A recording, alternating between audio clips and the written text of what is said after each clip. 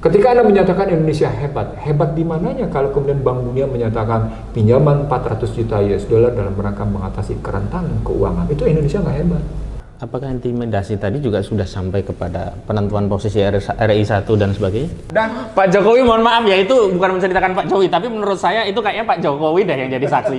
Lanjut, Pak. ya, saya nggak nyebut, tapi saya ingin mengatakan fenomena sosialnya.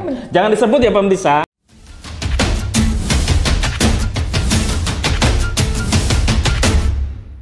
Bismillahirrahmanirrahim. Assalamualaikum warahmatullahi wabarakatuh.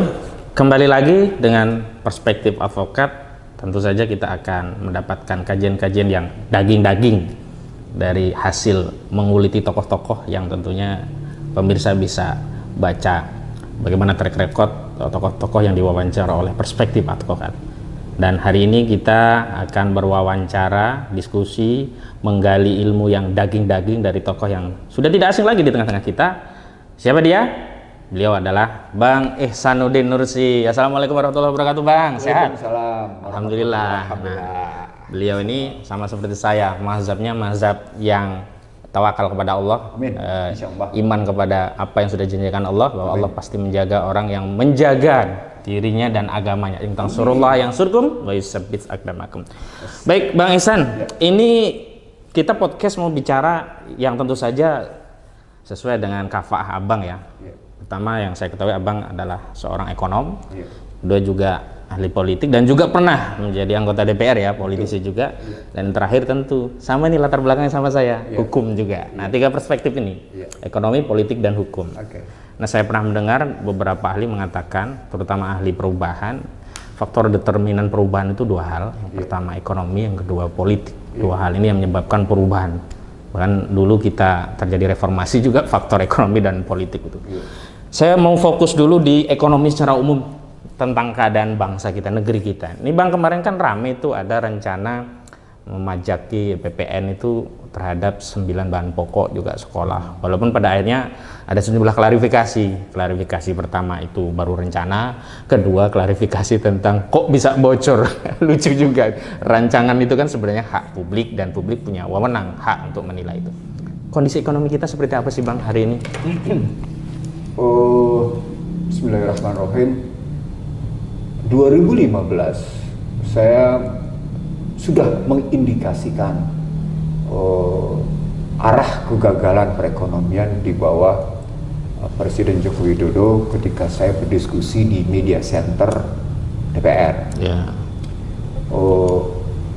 Kajian saya salah satunya pendekatannya pada meningkatnya utang posisinya yang saat itu sudah kelihatan menggelembung posisinya. Yang kedua, kajian saya pada ketidakefektifan kebijakan fiskal posisinya. Saat yang sama moneter statusnya cuma mengikuti situasi internasional, yakni bagaimana nilai tukar punya relasi dengan suku bunga yang akhirnya berhubungan dengan inflasi. Kajian saya sesungguhnya ketika saya bicara seperti itu di 2015 di media center DPR, dihadiri oleh bukan 10-20 wartawan gitu ya. Sebenarnya bermula dari November 2014 ketika Joko Widodo sebagai Presiden Republik Indonesia menaikkan harga bensin premium dari 6.500 menjadi 8.500. Ada seorang menteri yang sebelum itu dinaikkan meminta pendapat saya, meminta kajian saya. Saya nggak usah sebut siapa menterinya. Dia bilang, coba kasih masukan pada saya, karena kita akan melakukan rapat kabinet yang pertama, sidang kabinet yang pertama. Di era Pak Jokowi yang pertama juga waktu itu ya. Kita akan melakukan, kan Joko Widodo begitu selesai dilantik berangkat ke Australia. Nah, pulang dari Australia akan ada sidang kabinet dan sidang kabinet akan memutuskan kenaikan harga BBM bensin premium posisinya. Sang menteri meminta kajian saya bilang oke, kalau kajian saya bilang saat itu, jika memang APBN sudah keberatan dengan subsidi posisinya, karena janjinya adalah mencabut subsidi untuk infrastruktur. Saat itu ya, hari ini justru kebalikannya. Oke, Jadi oke, garis oke. bawahi dulu. Iya, iya, iya. Mencabut subsidi BBM untuk pembangunan infrastruktur. Nah, saya bilang oke, kalau memang motifnya mencabut subsidi BBM, Dialihkan ke infrastruktur. maka harga 6.500 itu optimum naiknya adalah Rp1.000. Jadi Rp7.500. Saat yang sama, Bank Dunia sejak Maret 2014 sudah melobi beberapa petinggi negara bahwa harga BBM layak dilepas ke pasar. Sejalan dong kalau begitu. Bahwa BBM layak dilepas ke pasar. Itu bulan Maret 2014 posisinya. Artinya berapa? 8.500. Oh. Itulah posisinya. Itu sudah Maret 2014. Ya. Maka ketika November 2014 Joko Widodo sebagai Presiden Republik Indonesia memutuskan menaikkan harga BBM menjadi 8.500, tabrakan saya bukan pada persoalan menundukkan komoditas hajat hidup orang banyak atau public goods pada harga pasar, bukan sekedar itu. Tapi tabrakan saya langsung, pikiran saya terfokus pada, loh ini bertentangan dengan Trisakti yang dia janjikan sendiri, begitu ya. Gitu posisinya. Nah, ketika saya masuk ke dalam kajian Trisakti, maka fokus saya tentu pada dua hal, moneter dan fiskal dengan pendekatan politik gitu maksudnya. Itu bahasa sederhananya begitu. Kalau pakai bahasa akademiknya menjadi apakah kebijakan moneter ini akan mendukung perekonomian gitu posisinya, dan kebijakan fiskal ini memang akan mendorong perekonomian. Pada saat yang sama, keputusan politiknya saat itu adalah keputusan politik membangun masyarakat yang lebih Bhinneka Tunggal Ika dan menuding masyarakat lain sebagai intoleran dan radikal. Narasinya sudah begitu? Sudah begitu di RPJMN. Itu sudah ada di RPJMN posisinya. Nah, selesai sidang kabinet itu, saya bilang ini tunduk pada Bank Dunia kita, saya bilang. Nanti ini ketemu dengan 400 juta US dollar yang kemarin dipinjam, yang dicairkan, yang 5,6 triliun. Iya. Nanti ada kelihatan relasinya bahwa apa yang dilakukan Bank Dunia pada 2014 November 2014 itu berujung pada apa yang Bank Dunia sebut sendiri sebagai kerentanan keuangan. Ini secara akademik berbahaya sekali kalimat ini. Anda bayangkan nggak, hajat hidup orang banyak dilepas ke pasar ya. pada 2014, November 2014, akhirnya pada Juni 2021, 7 tahun kemudian, tepatnya atau 6 tahun setengah kemudian posisinya, itu mengakibatkan kerentanan keuangan Indonesia. Apa artinya? Artinya sesungguhnya selama hampir 7 tahun itu, 6,5 tahun posisinya, sesungguhnya fundamental makro Indonesia lemah. Itu sudah saya sampaikan sesungguhnya di media center DPR. Ini loh berbahaya loh. Ada yang berbahaya gitu. Teman-teman wartawan yang memang orientasi berpikirnya pada free market mechanism nggak terima, nggak setuju dia posisinya. Bahkan lawan bicara saya juga tidak. Saya bilang begini, tolong tunjukkan pada saya satu kalimat saya. Tolong tunjukkan pada saya memang fundamental makro Indonesia itu kuat sejak yang namanya rupiah dilepas ke pasar. Sekarang saya masuk ke yang asasi. Sebenarnya apa benar kita harus free market, sementara John Maynard Keynes sendiri sudah mengajarkan agar negara ikut intervensi, dan intervensi apa yang baik dalam proses kebijakan ekonomi baik fiskal dan juga moneternya agar tadi tidak ada kerentanan keuangan tadi. Mohon maaf, kan ini sebelumnya narasinya kalau pasar bebas seolah-olah maju begitu, seolah-olah semua produktif begitu. Krisis 2008 sampai dengan krisis kemanusiaan karena pandemi sekarang, pandemi hari ini ya, membuktikan bahwa sesungguhnya pasar bebas itu semu. Bahkan ketika kita ambil trade war antara Cina dengan Amerika pun membatasi ya. Itu tidak ada pasar bebas. Iya. Bahkan ketika kemarin Biden bicara di G7 tentang perlindungan atas industri semikonduktornya terhadap Cina, itu membuktikan tidak ada pasar bebas. Proteksi juga dia ya, benar-benar. Jadi tidak ada pasar bebas. Tesis saya atas pasar bebas itu adalah bebas itu baik pasar bebas dalam pengertian modal, yang itu berarti utang dan investasi asing, dan kemudian perdagangan bebas. Sesungguhnya 5I, Apa itu 5I? Bahwa utang luar negeri, investasi asing, dan perdagangan bebas pada hakikatnya adalah invasi. I pertama. Inflasi yang pertama ya. Invasi, penyerangan. Oh ya, bukan inflasi ya, invasi. Itu serangan ekonomi berarti hakikatnya. Iya. Ya. Serangan modal, serangan barang. Jangan lupa, Anda diserang modal, diserang barang. Jadi konsumtif dong kita. Jadi buruh. Sudah hampir 2 generasi ini Anda kan masyarakat konsumen. Terbukti kan? 2 generasi ini sudah terbukti Anda menjadi masyarakat konsumen gitu loh. Padahal saya mendengar kebijakan-kebijakan, misalkan ya dulu kan ada narasi walaupun tidak tereksekusi, dibuat smelter itu kan dalam rangka kita lebih produktif, tidak keluar ekspor barang-barang yang mentah, diolah dulu. Ternyata faktanya begitu. Jangan lompat dulu ke smelter. Yang lebih sederhana apa deh? Jangan lompat dulu ke smelter. Bicara aja soal beras. Iya, beras aja impor semua kita. Bicara aja soal garam. Impor semua kita ya. Bicara aja soal gula. Lebih detail lagi deh. Bicara aja soal pacul. Sampai impor pacul gitu. Itu yang menyebabkan salah satu kerentanan tadi. Jadi ketika kita bicara investasi asing, utang luar negeri dan perdagangan bebas adalah 5I, bukti bahwa akan ada serangan invasi barang, gitu. Barang. Invasi itu kan serangan, ya, bentuknya barang dan serangan uang. Modal tadi. Lalu berikutnya akan tenaganya? Dan akan ada serangan teknologi. Kalau Anda sampai dengan posisi sekarang ada serangan tenaga kerja dengan TKA Cina. Tenaga kerja asing Cina. Insya Allah. Nah, itu buktiin. Itu baru I pertama loh. Iya. Anda sudah memburu saya dengan 5 pertama dengan mudah saya buktikan. Iya, benar.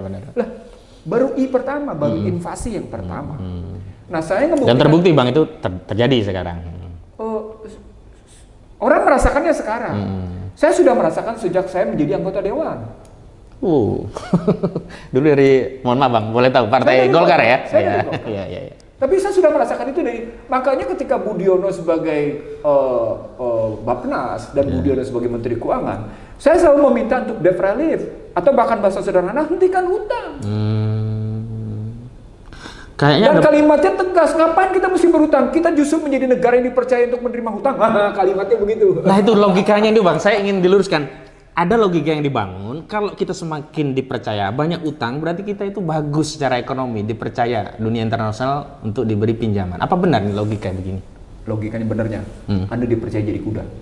Oh. Masalah. Jangan mau jadi kuda pemirsa.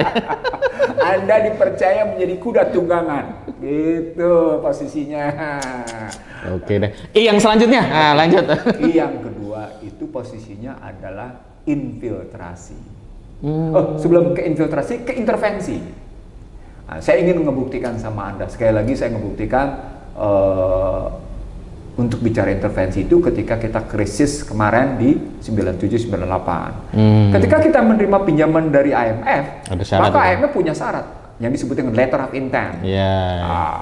IMF menyatakan Anda harus ini, Anda harus ini, Anda harus melakukan reformasi struktural, Anda harus melakukan reformasi politik, Anda harus melakukan reformasi TNI sehingga kembali ke barat, Anda harus melakukan pokoknya semua reformasi. Saya mau agak spesifik satu, apakah amandemen itu bagian dari syarat letter of intent? Iya.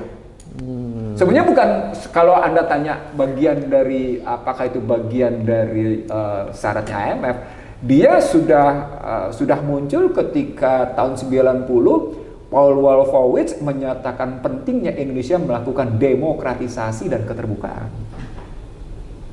Jadi 97 itu sebenarnya pukulannya pukulan ganda. Pukulan terhadap sistem konstitusi Indonesia dan pukulan terhadap sistem ketahanan sosial Indonesia yang basisnya dua, Islam, agama, dan TNI. Dua itu ya memang yang menjadi untuk dirampungkan kemudian itu yang orang lupa, Hosin.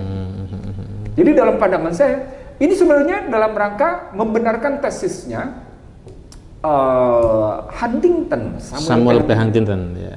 The Class Civilization? The Class of Civilization. Dia nulisnya tahun 96. Iya, saya masih kuliah udah baca itu. Sudah lama sekali. Sebagai gambaran bahwa pada tahun 89-91 Barat menang karena pasca runtuhnya Soviet itu ya. Rubuhnya Soviet, rubuhnya Polandia, rubuhnya Cekoslowakia, gitu ya posisinya. Bergabungnya ini Jerman Barat dan Timur. Rubuhnya tembok Berlin, itu ditandai dengan rubuhnya tembok Berlin. Dan mereka menyatakan inilah kemenangan posisinya.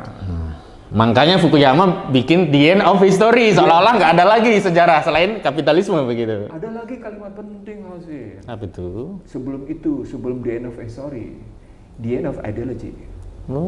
Sampai segitunya. Di akhirnya sebuah ideologi, karena yang ada cuma ideologi Barat. Jadi sebelum The End of History muncul perdebatan pemikiran tentang The End of Ideology. Itu bukan hanya dari Francis Fukuyama, itu juga dari Daniel Bell. Nah, saya ingin mengatakan sama Anda, pada konstruksi intervensi campur tangan itu, makin kelihatan bahwa sesungguhnya Indonesia sudah sedemikian jauh dicampur tangani sejak yang namanya Soeharto berkuasa. Itu ditandai dengan Undang-Undang Nomor 1 Tahun 67 PMA tentang penanaman modal asing. Saya menyebutnya itulah pintu masuk kapitalisme di Orde Baru. Undang-Undang Nomor 1 Tahun 67 diikuti dengan undang-undang lain pada tahun 68, misalnya tentang undang-undang tentang bank sentral, undang-undang tentang perbankan, undang-undang tentang pertambangan. Itu semuanya masuk pada posisi. Jadi pada 67-68 kapitalisme membangun sistemnya di Indonesia. Di belakang. Itu bentuk yang namanya mereka melakukan intervensi. Tadi. Yang menarik, menurut Brad Simpson dalam Economists with Guns, Undang-Undang Nomor 1 Tahun 67 datang dari Amerika. Diserahkan pada 25 Desember 1966. Sampai segitunya? Dan diundang-undangkan pada 10 Januari 1967 sebagai produk yang membanggakan. Luar biasa dibalik itu. Kalau bicara tadi, tetapi Anda mesti tahu bahwa pada saat itu Undang-Undang 167 tentang penanaman modal yang diproduk oleh pemikiran Amerika itu dan seolah-olah dimanipulasi sebagai produk anak-anak cerdas Indonesia. Saya ulang ya, dimanipulasi sebagai. Padahal copy paste aja itu mereka. Copy paste, gitu ya. Anda kalau nggak percaya baca bukunya Economists with Guns, Bradley Simpson, halaman 232-234. Nah, jadi kalau pemirsa, kalau Ustadz Adi Hidayat itu kan biasanya Al-Quran ayat sekian, halaman sekian. Nah, kalau ini pemikiran politik ekonomi, buku ini halaman sekian. Aduh, gelap. Kita lanjut lagi. Jadi, saya mau menegaskan saja, di dalam intervensi itu berarti benar dong ada gium there is not freelance. Ya, ada gium there is no freelance itu kan bagian sesungguhnya dari cerita the winner takes all. Jadi tidak ada makan gratis itu dalam kerangka politiknya, dalam kerangka ekonominya, pemenang akan ambil seluruhnya. Jadi ketika Joko Widodo misalnya bagi-bagi kursi posisinya, termasuk terhadap itu sebenarnya karena the winner takes all. Termasuk Amerika ketika menguasai peradaban dunia, dia mengambil semuanya. Terbukti ketika Irak dia pukul habis, peradaban sisa-sisa peradaban Islam pun dia hajar habis. Bukan cuma sekedar minyaknya yang dia ambil. Peradaban Islam Irak sebagai negeri 1001 malam karena sisa Islam itu di dalam bahasa lain jejak kejayaan Islam dihapus. Itu sejarah. Masya Allah. Jadi ketika Anda masuk ke dalam posisi no freelance, jangan langsung ngambil no freelance karena kata kuncinya adalah gitu lah. Posisi ini survival of the fittest basisnya diaplikasikan lebih lanjut pada posisi the winner. Aplikasi berikutnya Anda nggak bisa makan gratis, makan siang gratis, nggak bisa. Mustahil. Anda mesti kerja. Atau bahasa lain, Anda nggak bisa langsung jadi komisaris. Anda harus. Itu yang kemudian ketika Anda masuk pada there is no freelance itu aplikasinya pada gender loh. Sampai segitu. Waduh, aplikasinya pada gender. Sampai segitunya. Jadi kalau karena Anda memotong dengan model begitu, jadi ya itulah bagian dari bentuk intervensi. Intervensinya bukan sekedar pada intervensi kebijakan, tapi intervensi nilai. Kita sudah berpikir dengan nilai-nilai barat, bukan berpikir dengan nilai-nilai kita sendiri. Anda sudah sesungguhnya robot begitu kita? Anda sudah menanggalkan identitas, nilai dan kejuangan kata pembukaan Undang-Undang Dasar 45 beralih ke dalam model berpikir deregulasi, debirokratisasi yang berpihak kepada yang saya sebut sekarang ultra neoliberal. Ultra? Iya, saya nggak sebut lagi neoliberal, ini ultra. Dulu liberal, ada neo, sekarang ultra. Neoliberal. Apa perbedaan ultra? Kalau dalam posisi neoliberal itu sebuah negara G7 sebagai konsorsium kapitalisme, konsorsium imperialisme. Yang tepat itu sebenarnya. Bukan gerakan negara maju, bukan ya? Iya bukan, tapi konsorsium imperialisme itu dia akan mendayagunakan perusahaannya untuk masuk ke negara lain dengan pendekatan ke government di neoliberal. Agar government melakukan 3. Pertama, disiplin anggaran yang pada hakikatnya adalah dilarang belanja, saya ulang ya, dilarang belanja untuk modal. Jadi tidak ada belanja modal. APBN itu dikurangi seminimal mungkin untuk belanja modal posisinya. Nanti ada keluar istilah soal kerja sama swasta dengan pemerintah, istilahnya begitu. Nah, berikut yang kedua, kalau Anda sudah terlanjur mengatur hajat hidup orang banyak, Anda sudah mengatur hajat hidup orang banyak untuk barang dan jasa dalam aturan, dalam regulasi, maka Anda patut melakukan privatisasi. Anda patut melakukan privatisasi. Nah, kalau Anda sudah hal-hal yang belum Anda lakukan terhadap hajat hidup orang banyak atau baik barang maupun jasa, Anda perlu melakukan liberalisasi. Keluarlah daftar negatif investasi, baik di era SBY maupun di era Joko Widodo. Yang pada Soeharto itu terjadi pada tahun 87, tahun 88 dengan istilah deregulasi dan birokratisasi. Saat itu yang diregulasi oleh Soeharto adalah bagaimana pelayanan bea cukai diserahkan pada SGS. Nah itu Anda bayangin nggak? Itu public services yang kemudian diswastanisasi. Kemudian perbankan dikeluarkan dengan faktor 88. Gitu posisinya. Itu neoliberal. Kenapa? Karena memang neoliberal muncul di era 80-an di bawah Thatcher dan sekarang ultra. Ultra dia naik. Statusnya bukan lagi government business to the government business. Business to business, bahkan business to people. Indikatornya, Anda pakai Android. Jadi mengabaikan negara langsung masuk. Nggak ada urusan. Google nggak ada urusan. Alphabet nggak ada urusan dengan negara, dia langsung masuk. Langsung masuk. Facebook nggak ada urusan dengan negara, masuk langsung dia. Itu artinya business to people langsung. Itu ultra. Sudah. Anda dipaksa untuk menggunakan Android, gitu posisinya. Melulu hanya sebagai operator. Kalau operator saya terjemahkan dalam bahasa lain apa coba? Apa itu kira-kira? Slaver. Budak, tidak lain tidak bisa tuh, nggak bisa. Tadi kuda, sekarang budak ya? Budak.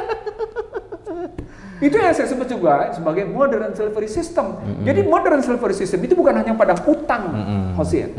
Bukan hanya pada investasi, bukan hanya pada perdagangan bebas, tapi sudah masuk dalam kerangka teknologi. Itulah masuk ke dalam vaksin. Tuh, yang ketemunya saat ini. Gitu loh posisinya. Baik, kita lanjut. Tadi sudah ada invasi, intervensi, yang I selanjutnya infiltrasi. Penyusupan. Penyusupannya bisa pakai orang dari luar dia masukin, atau kemudian orang yang sudah ada di sana dia kadar sedemikian rupa, lalu kemudian dia pakai untuk ditempatkan dalam posisi tertentu. Artinya dia mencari antek untuk tujuan mereka. Benar sekali kalimatnya.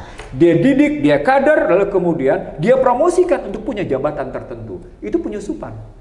Orang ini sesungguhnya memang dikemas sedemikian rupa seakan punya prestasi yang amat sangat hebat gitu ya, dipromosikan sampai kayak gitu. Lalu kemudian dia dipromosikan habis-habisan karena sudah ada invasi dan intervensi, maka untuk melakukan infiltrasi gampang sekali. Ahmad Hosinuddin, kami sudah mengkadernya, maka karena Anda seperti itu, pakai Ahmad Hosinuddin untuk menjadi menteri ini, untuk menjadi ini. Itu bagian dari yang namanya infiltrasi. Setelah itu dia melayani kebijakan mereka. Bukan untuk rakyat kita lagi. Iya. Masya Allah. Itu infiltrasi. Nyambung. Kenapa hari ini justru kebijakan banyak ditentang rakyat, tapi pro kapitalis. Cuma yang menjadi masalah begini, Bang. Misalkan contoh kemarin kan baru saja disahkan undang-undang Omnibus Law tentang cipta kerja. Itu kan banyak kalangan itu pro dunia usaha tapi kontra. Tapi faktanya usaha juga nggak berkembang. Apa yang menjadi soal? Kalau pakai analisisnya Bank Dunia pada September 2019 itu kata kuncinya soal kredibilitas. Apapun sarana disiapkan, kalau nggak dipercaya kredibilitasnya tetap gagal juga gitu. Yang kedua, lack of certainty. Jadi yang pertama adalah lack of credibility, yang kedua adalah lack of certainty. Dan itu bukan nggak pasti di kita bisnis. Dan itu bukan hanya penilaian Bank Dunia, itu juga penilaian Moody's Score bahwa tingkat kepastian hukum di Indonesia jelek. Bahkan kalimatnya tingkat penegakan hukum di Indonesia buruk. Itu nggak nyaman investor yang gitu-gitu. Apa indikator berikutnya? Korupsi. Hal itu KPK saja sekarang udah dimatikan. Dan itu terbukti, padahal mereka ngomongnya di 2019. Ya. Gitu loh. Ya. Artinya mereka sudah melihat ada indikator-indikator konkret yang mengarah pada posisi lack of credibility dan lack of certainty. Yang berikutnya adalah soal lack of compliance. Ada kesenjangan soal kepatuhan pada aturan-aturan. Nah, dalam kerangka itu dimudahkan lewat yang namanya omnibus. Tapi omnibus tetap berhadapan dengan persoalan tadi, kredibilitas dan kepastian hukum. Jadi artinya ketika Anda bikin keputusan, ya mereka nggak mau. Ini nggak jelas nih kemana larinya. Compliance itu kan misalnya, kalau bisa dilihat kalau dalam aplikasi fiskal, buruknya serapan anggaran. Itu yang paling sederhana. Paling sederhana. Orang ketakutan, ngapain juga orang ini kepentingan jadi begini kok. Atau ada lagi yang namanya compliance yang jelek adalah posisi. Di satu sisi Anda tidak boleh mudik, tapi boleh pulang kampung. Bang Ihsan, tidak boleh minum kopi, tapi silahkan nikmati hidangan yang ada. Saya tidak melarang minum kopi, silahkan nikmati dulu. Bismillahirrahmanirrahim. Pemirsa, kopi dulu. Nah, bismillahirrahmanirrahim. Nah, pada saat yang sama Anda tidak boleh pulang kampung, Anda boleh wisata. Indikator-indikator itu sederhana gitu dilihatnya. Gampang sekali. Kerumunan apa namanya di Petamburan di Masalahan, kerumunan di NTT nggak ada masalah. Nggak masalah. Gitu loh. Itu contoh sederhana lain contohnya. Atau kita ngelihat misalnya kalau ada pernikahan yang akan memberi makna positif, silahkan saya hadir. Jadi saksinya begitu ya. Kan, dan Pak Jokowi mohon maaf ya, itu bukan menceritakan Pak Jokowi, tapi menurut saya itu kayaknya Pak Jokowi dah yang jadi saksi. Lanjut Pak. Ya, saya nggak nyebut, tapi saya ingin mengatakan fenomena sosialnya.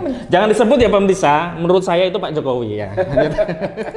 Jadi menurut saya begini, ada fenomena-fenomena sosial politik yang justru mengindikasikan atau memberi, kalau pakai bahasanya Karl Mannheim gitu ya, dari posisi manifestasi gitu ya, dari posisi laten menjadi posisi manifestasi. Jadi sesuatu sudah termanifestasi hari ini, bukan bahaya laten lagi, bukan ya? Iya, sudah termanifestasi. Apakah itu disadari oleh pemerintah hari ini? Saya kira disadari, tapi karena problematiknya ada problematik leadership style gitu posisi, gaya kepemimpinan, jadi begini. Mereka menikmati kondisi itu. Saya kira kalau melihat pada gerakan buzzer gitu ya, gerakan buzzer seperti itu, mereka menikmati posisinya. Kalau Anda lihat bagaimana cara-cara mereka bertahan atas argumen-argumen yang dibangun, misalnya komisaris diambil secara sembarangan dan karena itu butuh pelatihan, itu mereka akan bertahan artinya. Sederhana sekali dong kalau begitu. Anda perlu tahu, Hosin, posisinya. Saya tidak bangga, Hosin. Astagfirullah, la haula wala quwwata illa billah, gitu ya. Ketika saya anggota dewan misalnya, atau ketika saya menjadi staf ahli menteri misalnya, gitu ya. Saya berani mengatakan begini, kalau kita merekrut orang, minimal kita punya 3 indikator. 1, bahasa Inggrisnya General Personal Index, indeks pribadi secara umum. Hosin pendidikannya apa? Sarjana hukum. Sekolahnya di mana? Prestasinya apa? Gitu ngelihatnya. Ini parameter umum dulu lah ya. Iya, parameter umum. Sekolahnya apa? Dan itu objektif kan, bisa ketahuan. Ya, posisinya. Sekolahnya apa, pendidikannya apa, prestasi. Karyanya apa saja. Iya. Gitu. Dilihat posisinya, usianya berapa, posisinya gitu. Lalu diambil. Selama dia menjadi sarjana hukum, dia sebenarnya fokus di sarjana hukum bidang apa? Perdata, pidana, hubungan internasional, ekonomi, perburuhan, ketenagakerjaan, atau keperdataan di bidang pertanahan, atau misalnya tentang perpajakan. Itu kan bisa diambil di situ. Apakah itu dalam rangka untuk menempatkan the right man on the right place? Saya tidak bicara the right man lagi on the right, bukan orang yang baik pada tempat yang baik, bukan sekedar itu gitu loh posisinya. Tapi memang expertnya sesuai expertnya gitu. Kalimatnya bukan lagi the right man posisinya. Apa itu? Tapi memang posisinya kompetensinya lebih tinggi. Iya. Jadi layak maka dia di situ gitu ya. Sesuai dengan Anda masuk ke dalam sebuah pertarungan perang ICT war. Dia nggak tahu bahan perangnya.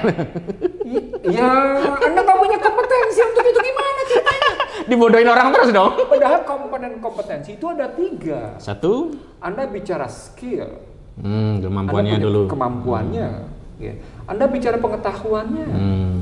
Dan Anda bicara tentang etiquette-nya, moralnya, perilakunya. Integritas kalau itu. Itu diukur posisinya secara benar kalau kita bicara kompetensi. Jadi bukan sekedar the right man. Ada persoalan kebutuhan kompetensi di tempat. Tapi karena kita menggunakan prinsip the winner takes all secara sembarangan, serampangan, ugal-ugalan, gitu ya. Bahkan kalau istilah saya bukan itu. Karena kita menggunakan secara vulgar, Tesa, I am the law. Whatever I want, I'll take it. Bukan whatever I need loh. Oh, sudah Whatever sampai. I want, I'll take it. Apa yang gua mau, gua ambil loh. Bukan yang dibutuhkan. Because udah I'm ya. the law. Gua adalah hukum. That is aplikasi dari the winner takes all. Sebenarnya kan kalau konteksnya the winner takes all, Maka ketika Anda ambil dalam perspektif politik, dia makin menunjukkan kualitas demokrasinya menurun jadinya. Ketemu logikanya sekarang. Ngerti maksud saya? Kenapa indeks demokrasi di Indonesia ambruk menurun? Tadi. Karena relasinya tadi Anda secara ugal-ugalan menerapkan the winner takes all. Anda mengabaikan rasio dan logiknya suatu penempatan, suatu kebijakan manajemen, istilah bahasa sederhananya manajemen demokrasi. Nah, ketika Anda sembarangan dalam manajemen demokrasi, berarti Anda sembarangan dalam struktur nilai, prinsip kaidah. Prinsip kaidah berarti kebijakan, strategi, fungsi, instrumentasi. Jadi ada problematik pada lima-limanya. Anda problem pada instrumen, gitu ya. Apa buktinya problem instrumen? belum tahu apa itu bang. Kardus Anda kunci. Oh iya, ini nggak masuk akal ini. Iya Allah. Apa problem instrumennya? KTP palsu berceceran. Itu problem instrumen, itu problem peralatan. KTP-nya saya baru persoalkan. Padahal dia punya fungsi nih. Fungsinya juga gagal. Dia kenapa gagal? Karena dia tidak menunjukkan kesejatian, dia tidak menunjukkan genuinity. Tapi dia menunjukkan kepalsuan, fake posisi. Akibatnya strateginya juga gagal. Strateginya juga jadi palsu. Kebijakan juga jadi berantakan. Nilainya ambruk. Parah nggak tuh? Wajar, jadi Garuda mau gulung tikar nih jadinya. Tapi lumayan loh bang. Anak seorang menteri konon, saya nggak sebut namanya, kayaknya Yeni Wahid begitu, masuk 20 triliun sekarang jadi 70 triliun. Kan prestasi juga itu. Saya di satu sisi saya bisa memahami. Karena tidak ada memang industri penerbangan di dunia yang tidak ambruk dalam kondisi pandemi. Hari ini ya. Iya. Tapi nilai yang segitu? Tapi tidak layak. Makanya kemudian kita perlu melihat Garuda itu secara struktural, baik dalam perspektif misalnya manajemen keuangannya, manajemen operasionalnya, manajemen usahanya, gitu posisinya. Harus dilihat satu persatu, membedah. Saya khawatir bang, kalau ini nanti dijadikan dasar legitimasi untuk melakukan privatisasi pada Garuda. Kalau Anda khawatir privatisasi, kan Anda memang sudah masuk dalam putaran neoliberal. Oh iya, tadi diskusi kita kan sudah di situ. Gak usah khawatir lagi, sudah pasti. Nikmati saja. Ngeri deh. Bang, lanjut. Invasi, infiltrasi. Tadi satu. Invasi, intervensi, infiltrasi. Nah, yang keempat. Yang keempat. Ya. Anda diintimidasi. Wah, sampai segitu. Iya, Anda kalau nggak begini, Anda akan begini. Anda nggak akan begini. Misalnya omongan paling begini. Anda kalau tidak melakukan pencabutan subsidi, Anda nggak akan mampu membangun perekonomian. Subsidi BBM. Wah, sampai kayak gitu. Makanya kemudian diberikan pinjaman untuk mencabut subsidi itu dalam rangka menyuap LSM, menyuap media, menyuap sejumlah tokoh, dan itu diperjanjikan. Masya Allah. Itu bentuk intervensi, itu bentuk intimidasi dan dia bentuk intimidasi. Itu diperjanjikan. Begitu juga dalam soal listrik, sama. Apakah intimidasi tadi? Begitu juga dalam Undang-Undang Keuangan Negara. Apakah intimidasi tadi juga sudah sampai kepada penentuan posisi RI 1 dan sebagainya? Ini masuk ke dalam sistem pertanyaan Anda. Ketika Anda masuk ke dalam pertanyaan sistem, maka pertanyaan besarnya menjadi, dia bukan permainan pendek, Hosin. Dia permainan lanjutan panjang. Sebenarnya ini ya? Iya, dia permainan panjang. Jadi ketika seseorang dipersiapkan menjadi presiden, dia atau wakil presiden, dia dipersiapkan relatif panjang. Dan biasanya kalau persiapannya pendek itu dalam rangka menjawab situasi situasional. Seperti di 97 dulu ya, tiba-tiba jatuh begitu? Enggak. Itu juga udah dipersiapkan? Enggak, kemarin 2019 juga ada situasional. Toh tetap aman juga ya? Iya, enggak. Berarti bohirnya belum menghendaki itu? Iya, jadi nggak usah jauh-jauh melihatnya. 2019 kemarin juga ada yang dijawab dengan model situasional. Iya. Udahlah. Iya, baik.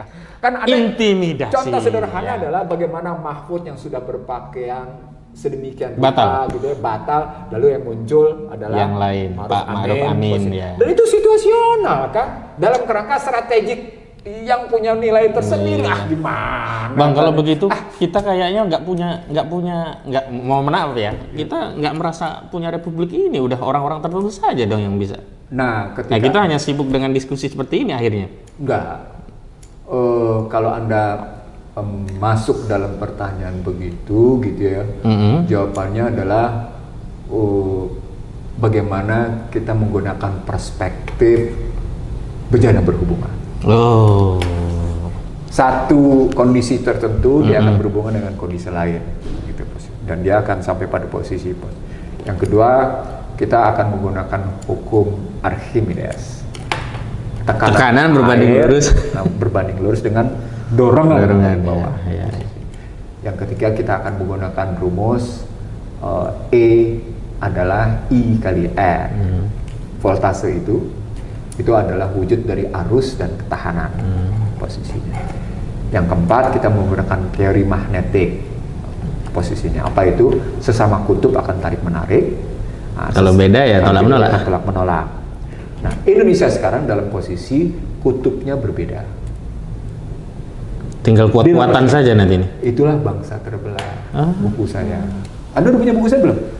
Nanti deh, minta deh. Saya lupa kalau Anda belum punya buku saya gitu posisinya. Iya. Itulah bangsa terbelah. Nah, saya mulainya dengan VUCA.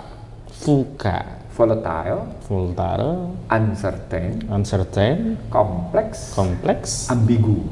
Nah, ini yang ambigu nih, yang bersegi banyak. Contoh sederhana, di satu sisi Anda main ke poros Washington, tapi di sisi lain juga Anda main ke poros Beijing. Kanan kiri oke jadinya. Di sisi lain Anda juga ikut-ikut yang poros Jepang. Sebenarnya di posisi itu sebenarnya menguntungkan atau justru tidak dipercaya oleh kawan semua? Kan kita katanya non-blok bang, jadi kemana-mana oke begitu. Itu bukan perspektif penerjemahan non-blok. Malah keliru itu. Kalau dia non-blok statusnya, maka aplikasi berikutnya adalah inward looking yang melahirkan estabisme di outward looking. Ngerti nggak maksud bahasa saya? Kalau Anda menggunakan metodologi non-blok secara benar, maka Anda akan memperkokoh posisi Anda di dalam untuk menegaskan keluar bahwa Anda dalam posisi begini loh, posisi saya begini, dan saya tidak dalam posisi penambah beban masalah internasional, tapi saya merupakan aset bagi penyelesaian masalah internasional. Itu non-blok. Kalau ini kayaknya yang mana yang ngasih utang aja, kanan kiri diambil begitu. Jadi nggak bisa pengertian non-blok itu begitu, nggak bisa. Hosin, saya juga dosen di Saspimnas untuk Kementerian Luar Negeri sampai dengan 2012. Tapi karena saya menggunakan kajian-kajian hubungan internasional tidak melulu dalam pendekatan diplomasi, tidak melulu dalam pendekatan hukum penawaran permintaan, tidak melulu dalam pendekatan hukum fenomenologi, tapi dalam pendekatan transstruktural, maka teman-teman di Kemenlu nggak suka. Nggak suka karena kita harus membongkar, misalnya kita harus membongkar posisi Indonesia dalam konstruksi National Security Strategic of US, atau kita misalnya ngebongkar misalnya bagaimana posisi Indonesia dalam konstruksi Australian Strategic of US, atau kita mesti ngebongkar misalnya bagaimana posisi Indonesia dalam cerita China's 2045, gitu loh. Sudah sampai kayak gitu kita melihatnya. Itu yang salah satu menyebabkan kita nggak pernah selesai. Sengketa Laut Cina Selatan kan akhirnya kita kayak saling digerakkan kanan kiri aja. Ini sesungguhnya tadi it's a part of 5I. Ada yang 5I tadi ya. Ada I tadi. Kita udah 4 tadi bang, kurang 1 berarti. Inflasi. Ujungnya inflasi. Dalam banyak kesempatan di berbagai belahan negara, ketika sebuah negara mengidap utang luar negeri berdenominasi uang asing, maka inflasi mudah sekali dimainkan. Saya ulang ya, Ketika sebuah negara mengidap banyak sekali utang luar negeri, bermata uang asing, maka mudah sekali inflasi dimainkan. Kasus Indonesia pada cerita 6566, kasus Indonesia pada 9798, kasus kemarin Mesir, Libya, berapa negara Arab yang jatuh kemarin? Mesir, Libya, ada 3 yang berantakan. Syria, berantakan. Itu semuanya dimulai dengan inflasi. Husni Mubarak dijatuhkan karena inflasi. Masuk yang namanya Morsi. Morsi dipukul habis-habisan karena tidak berpihak ke Amerika, sama. Libya, Gaddafi sama, dipukul kayak gitu juga. Jatuhnya Venezuela dari namanya Hugo Chavez ke Maduro dipukul dengan harga minyak. Kenapa? Karena Amerika tidak lagi tergantung pada minyaknya Venezuela, tapi dipukul dengan inflasi. Hari ini di kita belum sampai pada pukulan inflasi. Belum. Apakah dalam tanda petik? Andai kata satu saat Indonesia macam-macam, inflasi akan dimainkan. Pertanyaannya, apakah? Karena utang luar negeri Indonesia berdenominasi US dollar 67%. Dalam tanda petik, apakah berbahaya itu? Apakah karena Indonesia masih dianggap melayani kepentingan Amerika? Nah, bukan melayani kepentingan Amerika, melayani korporasi-korporasi. Oh ya, bukan negaranya sih, korporasinya, kapitalisnya ya. Jadi itu yang disebut dengan ultra neoliberal. Anda nggak bisa lagi melihat negara, benar. Anda harus melihat korporasinya. Berarti masih tetap menguntungkan. Karena Anda masih melayani korporasi asing. Makanya Indonesia tidak berani menghadapi kejahatan perpajakan perusahaan-perusahaan asing. Termasuk undang-undang minerba kemarin, perubahan itu juga gitu. Anda harus melayani, suka tidak suka. Enak sekali mereka bisa perpanjang, padahal harusnya balik ke kita. Itu yang kemudian akhirnya demokrasi bermana semu. Saya menyebutnya demokrasi korporasi. Ada teman lain menyebutnya sebagai demokrasi kriminal. Enggak, ini demokrasi korporasi. Jadi bahasanya positif. Demokrasi korporasi. Kenapa? Karena korporasi yang menggerakkan demokrasi sesuai dengan kehendak dan kepentingannya. Gitu. Demokrasi kapital dong kalau begitu. Memang. Kedaulatan di tangan kapital dong. Di tangan kapital memang. Anda menyebut langsung pada saya enggak, demokrasi korporasi aja. Pakai jembatan dulu lah ya. Pakai jembatan. Gitu loh. Takutnya ngelompat nanti, naik loteng nggak pakai tangga nanti. Jadi tahapan berpikirnya jelas. Itu posisinya. Jadi sudah saya jelaskan tadi bagaimana pertama tadi invasi, bagaimana intervensi, bagaimana infiltrasi, intimidasi, bagaimana intimidasi dan bagaimana inflasi. Saya sudah ngambil bukan hanya contoh Indonesia, negara-negara kawasan Teluk pun dipukul pertama kalinya lewat inflasi, kacau baru ditimpa. Gitu. Kalau masalah inflasi nih Bang, dulu itu ada kabar kan, kita kan juga yang menjadi soal itu waktu 9798 adalah jatuh tempo utang negara dan kemudian ada aksi perang modal oleh Soros ya, sehingga kita kehabisan kemampuan untuk bayar padahal jatuh tempo gitu. Kalau hal yang sama terjadi, jatuh tempo kita itu kapan sih Bang? Kalau tahunan gitu? Kalau dilihat bulannya kalau kita di APBN kita. Yang pasti sekarang ini gitu ya, keseimbangan primer APBN kita, artinya kemampuan APBN untuk membayar bunga itu nggak cukup. Jumlahnya 633 triliun. Memang menurun. Kalau dilihat dari tahun sebelumnya itu 700 triliun gitu. Menurun 67 triliun posisinya.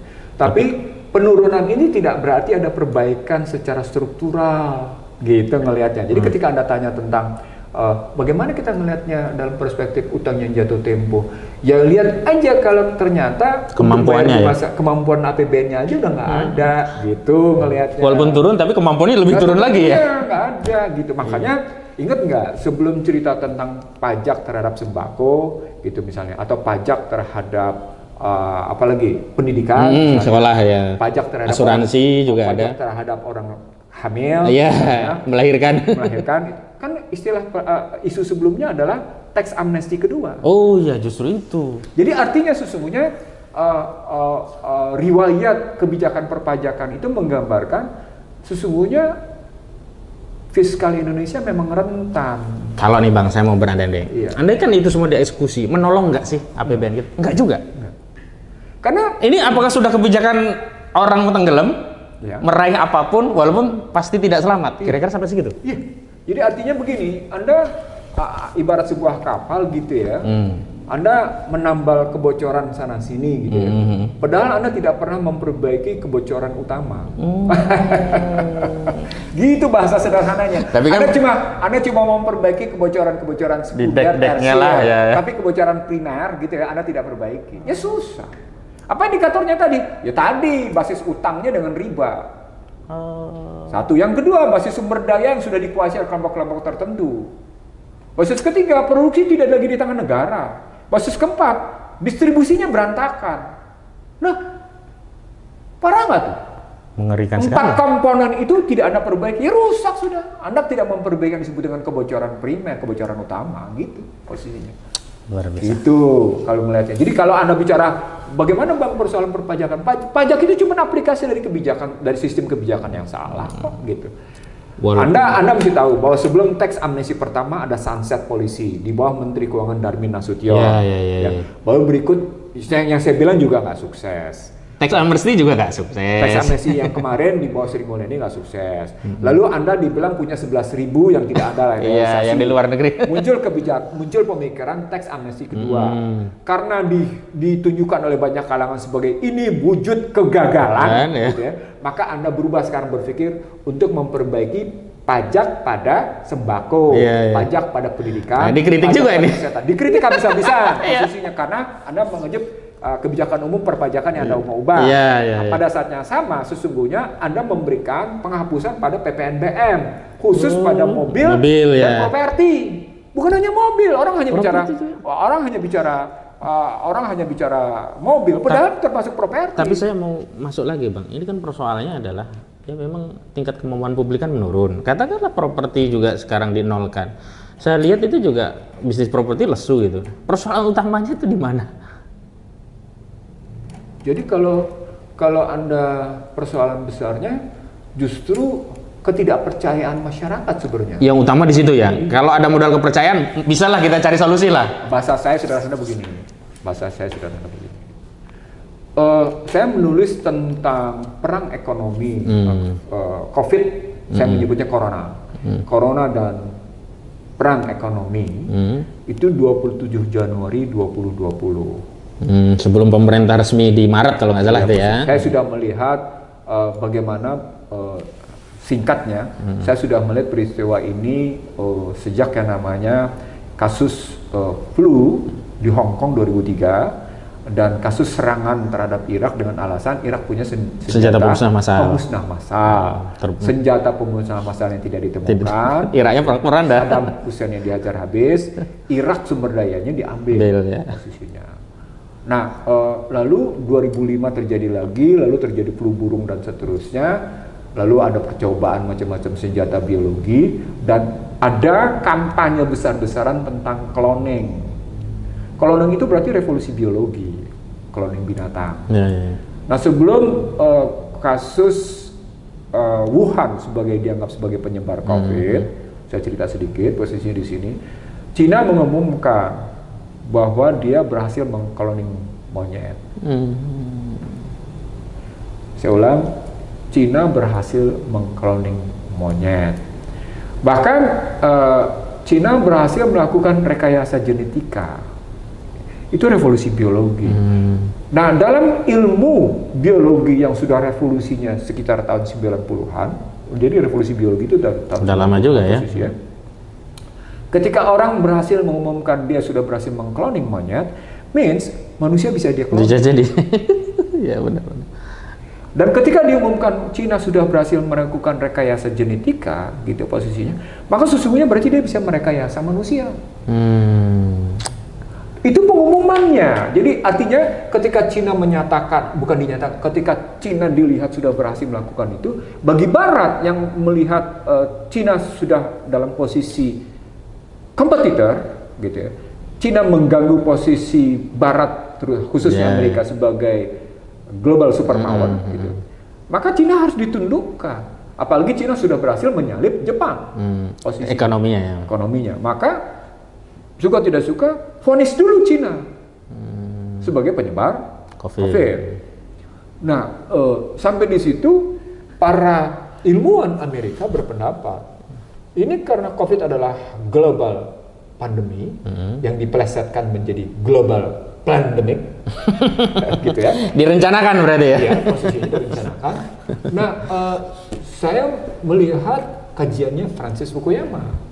Dia bilang begini, dalam situasi global pandemic ini, sebuah pemerintahan hanya akan sukses mengatasi krisis kemanusiaan karena global pandemic, gitu ya, andaikan 3 hal. Betul. Kepemimpinannya efektif, agendanya efektif, agenda apa gitu. Kebijakannya efektif. Kok tiga-tiganya nggak ada di kita? Jadi ketika Anda bicara tadi tax amnesty 2, gitu posisinya. Anda bicara perbaikan PPNBM, Anda bicara kenakan ya nggak bisa. Nggak bisa. Karena menurut saya kajiannya Francis Fukuyama belum struktural. Saya malah tertarik kajiannya Ibnu Khaldun nih. Iya. Beliau juga menyampaikan di kitab Muqaddimah itu salah satu faktor penyebab perubahan yang besar itu termasuk adanya pandemi, musibah, dan walaupun waktu itu tidak bicara musibah yang seperti ini ya. Mungkinkah ada challenge penantang baru lah dari ideologi kapitalisme yang saat ini dipimpin Amerika dan juga Cina yang sekarang juga sudah mengadopsi kapitalisme, tidak murni komunisme. Ada kemungkinan ideologi lain yang tampil dalam pentas sejarah peradaban dunia ini? Saya tidak berhenti pada ideologi kapitalisme, Hasil. Kapitalisme itu anak kandung materialisme. Iya. Jadi kalau kita mau kaji kapitalisme, kita mesti lihat dulu kajian pada materialisme. Karena strukturnya materialisme, kapitalisme, imperialisme. Barulah kemudian muncul dominasi atau hegemoni, atau okupasi, atau aneksasi. Bahasa sederhananya begitu. Saya ulang ya. Materialisme, kapitalisme, imperialisme. Derivatif berikutnya, turunan berikutnya adalah tadi aneksasi seperti Crimea di Ukraina, atau okupasi Irak, posisinya, atau dominasi, atau yang tetap berjalan hingga sekarang, hegemoni. Dan kita termasuk kena itu kayaknya. Ini artinya, kalau kita mau ngambil dalam perspektif itu, perangnya sesungguhnya perang yang bersifat akumulatif. Di satu sisi tetap menggunakan persenjataan militer, kontak senjata militer, seperti kasus Hamas melawan Israel, atau kasus Syria posisinya. Tapi di sisi lain juga menjadi proxy war. Proxy war itu tadi infiltrasi tadi. Posisinya. Atau neocortex war, itu pendidikan, itu media, gitu ya. Atau asymmetric war, itu COVID. Nah, gitu. Jadi saya ngejelasin detail nih, enak nih mainnya gitu. Jadi ketika Anda nggak boleh melihatnya cuma dengan satu sisi. Kita harus melihatnya utuh, menyeluruh, lalu kemudian kita pretelin gitu. Kita strukturkan. Oh ini begini, oh ini pertanyaan. Itu nikmat, enak melihatnya gitu. Masa depan keuangan Indonesia. Nah kalau Anda bicara masa depan ke Indonesia, sesungguhnya ketika tadi Anda bertanya, kita masih punya harapan nggak? Punya. Karena tadi pakai mekanisme bejana berhubungan, karena tadi pakai mekanisme Archimedes, karena tadi pakai mekanisme E sama dengan I kali R. Persoalan pokoknya adalah kekuatan yang kemudian menghadapi posisi begitu tekanan tadi terserak. Yang secara akumulatif sesungguhnya punya imbangan. Gitulah. Jadi ibarat ini kalau pakai ini kejahatan yang terorganisasi gitu ya. Kebaikannya masih mencar-mencar. Kebaikan walaupun sesungguhnya ada perlawanan. Ada akumulasi secara tidak terorganisasi, ada akumulasi secara tidak terorganisasi. Bahasa sederhananya gini, ada struktural yang ill structure, terjadi struktural yang tapi strukturnya sakit gitu posisinya ya. Dalam rangka menghadapi tekanan Archimedes tadi, dalam rangka bejana berhubungan, dalam rangka pembentukan energi yang I kali R tadi. Berarti masih optimis kita Bang nih. Sesungguhnya ketika kita berhadapan dengan situasi janji Allah, maka tidak ada pesimis. Tidak boleh ya. Bukan tidak boleh, tidak ada. Tidak ada. Saya menarik sekali nih. No. Orang salah dalam memandang saya. Orang melihat saya kajian-kajian saya ada kajian-kajian pesimis. No, saya orang yang paling optimis. Karena saya meyakini bahwa akhir itu lebih baik daripada yang kemarin. Itu ayat bahwa yang akhir itu lebih baik dari yang kemarin. Bagaimana cara yang akhir lebih baik? Kalau Anda dalam jalan istiqomah, kalau bisa nama dolakarnya benar. Terus husnul khotimah. Kan gitu. Iya. Tapi menarik Bang, apa yang kita lakukan untuk mengkonsolidasi kekuatan-kekuatan, perlawanan, perbaikan dalam tanda petik ya. Jangan, saya tidak menggunakan nomenklatur perlawanan, kayaknya kok dikonotasikan negatif. Upaya-upaya perbaikan tadi. Saya sudah lama menggagas pentingnya, kalau pakai bahasa kenegaraan ya, pentingnya menerapkan ekonomi konstitusi. Maksud, istilah ini saya gunakan di sebuah TV swasta. Ketika TV swasta merancang saya harus berdebat dengan Bappenas dalam sebuah acaranya, itu 2008, di sebuah TV swasta, dan itu masih ada di YouTube. Bagaimana saya tampil menggunakan istilah ekonomi konstitusi. Artinya apa? Artinya pasal-pasal yang ada dalam Undang-Undang Dasar 45 mengenai perekonomian itu bisa kita gunakan, tetapi dia dirangkum oleh kata pembukaan. Nah, sementara kata pembukaannya adalah pembebasan atas ketertindasan, pembebasan atas kebodohan, pembebasan atas kemiskinan, mengusir kapitalisme dong, pembebasan atas ketidakadilan, pembebasan atas kehinaan. Artinya apa? Bukan mengusir kapitalisme, menihilkan materialisme. Oh, akarnya yang dihilangkan. Oh, luar biasa. Nah, ini kan kembali, kalau tidak ada materialisme kan value-nya transcendent nih Bang. Value apa yang mau kita bawa setelah materialisme kita singkirkan? Dalam sejarah umat manusia, materialisme itu berhadapan dengan keilahiyahan. Langit lah pastilah. Artinya sesungguhnya agama langit akan saling berbenturan. Yang membenturkan justru karena mereka mengacak-acak, memanipulasi agama langit yang sebelumnya. Dan sementara yang satu tetap terpelihara dalam bentuk genuine, origin, gitu ya, posisi genuine and origin, gitu. Bukan cuma sekedar genuine, tapi juga origin and fidelity. Masya Allah. Jadi kalau kita ambil dalam perspektif genuine, origin and fidelity, ada kesejatian di dalamnya, ada keaslian di dalamnya, gitu posisinya. Begitu kuatnya gitu, dan ada kenyamanan di dalamnya. Ketika kita, kan soal fidelity adalah soal kenyamanan di dalam, bukan cuma kenyamanan mendengar, kenyamanan melakukan, kenyamanan menikmati posisinya. Maka kita bisa lihat, saya mau cerita sama Anda, Amerika yang sudah menjadi global superpower sejak ya namanya Perang Dunia Kedua hingga hari ini, itu mengidap kanker stadium 4 untuk persoalan ketimpangan dan ras. Ada masalah internal juga ternyata ya. Saya berulang-ulang menyampaikan ini, dan ini dibuktikan oleh para pemikir Barat sendiri, bahwa sesungguhnya Amerika gagal dalam rangka memberikan kenyamanan kehidupan. Maka terakhirnya mereka bilang begini, masa lalu kita adalah American Dreamland Amerika. Amerika sebagai tanah impian. Hari ini kita menyaksikan American Nightmare, mimpi buruk Amerika. Ditanya oleh kajian, jadi ini kajiannya bukan hanya satu kelompok nih Mesir, kajiannya dari beberapa kalangan gitu posisinya. Kenapa mesti bergeser dari American Dreamland gitu, Dreamland American posisinya, Amerika sebagai tanah impian, lalu kemudian menjadi mimpi buruk bagi Amerika? Tadi karena korporasi makin serakah. Materialisme lagi akarnya. Serakah, materialisme lagi. Itu kajian paling mutakhir itu, saya bilang sama Anda. Saya mau diindikasikan oleh dua hal. Apa itu? ICT, perusahaan-perusahaan, 7 perusahaan ICT, gitu ya posisinya, menikmati kapitalisasi pasar sebesar 3,17 triliun US dollar. Berapa persennya dari seluruh PDB dunia itu? Aduh, luar biasa kalau Anda bisa melihat. Kalau Anda ambil pandemik dunia kasusnya, itu Anda bisa lihat perusahaan-perusahaan farmasi yang berhasil menjual vaksin, menikmati pembagian keuntungan kepada pemegang sahamnya sebesar 378 triliun rupiah. Jadi artinya ketika sebuah korporasi-korporasi lain harus survive menghadapi global pandemi, dia malah untung beliung ya. Itu kemudian di sini disebut ada sebenarnya pertanyaan kajian ini pernah muncul dari Nouriel Roubini. Nouriel Roubini pernah mengajukan pertanyaan begini, dan beberapa ekonom lain serta beberapa pengusaha lain. Saya heran ini katanya, industri media massa semakin mendekati nol nilainya.